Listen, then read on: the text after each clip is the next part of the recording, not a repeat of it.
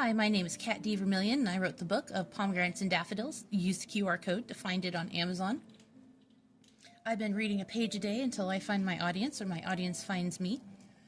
This is Chapter 2, page 7. No, I would value the loyalty of those who stood by me over the risk of the rejection I knew was coming. She glared at him, buttoning her coat back up as she walked around the desk. I'll go see Thanatos. I know your son won't turn away my infections. Not that it bothers you. Damn all the gods above and below. I wish it did. Go to my son, then. Make sure he feels good for being your second choice.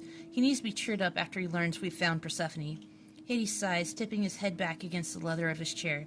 He stared up at his dark gray ceiling, his thoughts revolving around his adopted son, his brother's illegitimate sons, really. One of many, but this one was Hades.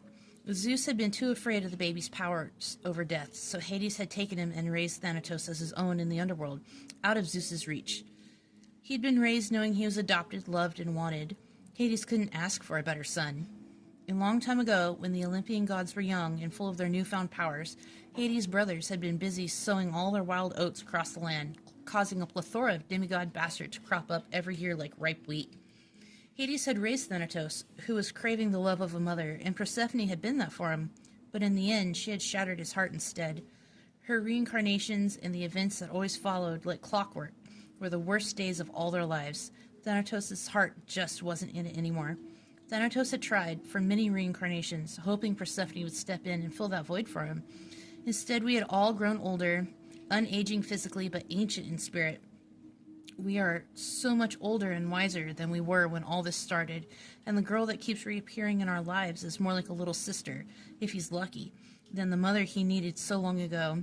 He had learned to fulfill that need in other ways, just as Hades had when he'd been looking to claim his soulmate and encountered only rejection, century after century, unending. This is Chapter 2, page 7, from Hades' perspective. My name is Kat D. Vermillion. I hope you have a wonderful day.